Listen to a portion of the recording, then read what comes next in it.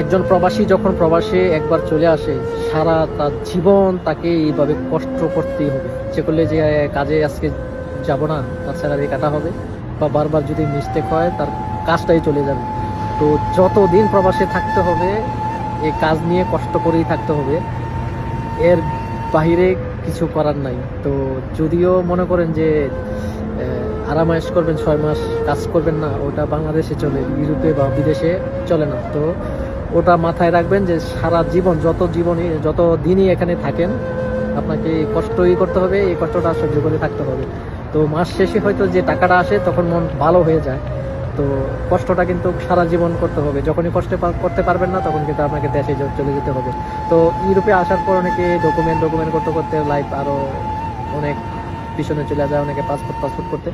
শেষ সময় কিন্তু আপনি ডকুমেন্টও পাইলেন, পাসপোর্টও পাইলেন, শেষ সময় যখন শরীরে শক্তি থাকবে না তখন পাসপোর্ট নিয়ে আবার বাংলাদেশে চলে যেতে হবে।